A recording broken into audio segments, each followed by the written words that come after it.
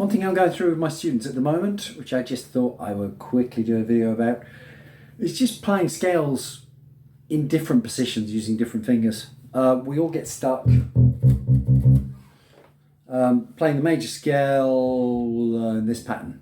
Let's play it here. So that's C major.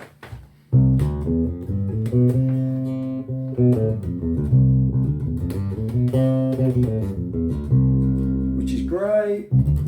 We know in one pattern, but you don't want to get stuck in one pattern. You don't want to, if you're playing a song, have to start playing with your middle finger. If you're playing around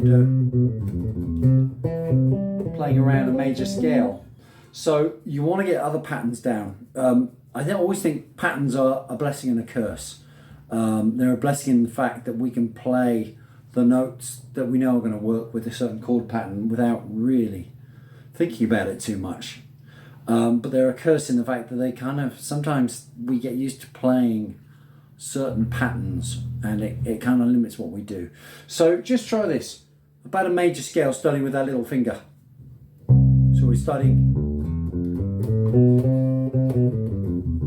So we're playing, there's your root, there's your second, third, fourth, fifth, major sixth. Do this. You can do this little compression. You reach over to the seventh and the octave.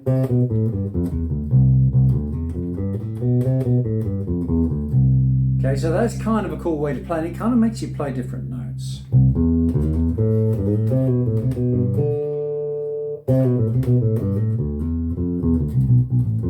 Makes you play in a different way. Okay, so you can kind of mix up.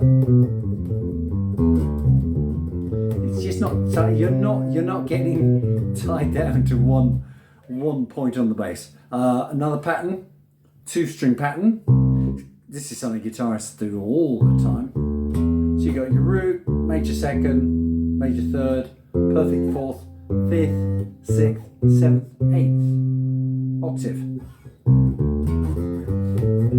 Not as practical, but it's just opening up your fretboard. You could take that same pattern, add the major seventh and the octave on the next string up. So then it's a 3-string pattern. So you got your root, second, major third, perfect fourth, perfect fifth, sixth, seventh, octave.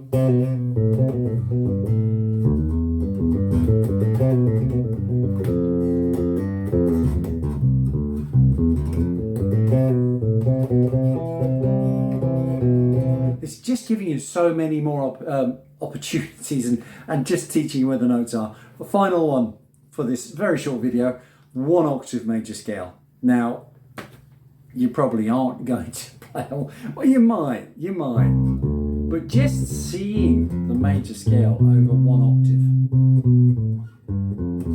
on your bass on 1 string is kind of useful.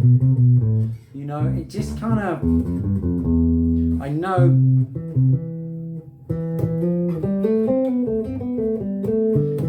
if I can see the pattern there, I'm mixing up all these patterns we've been doing so far.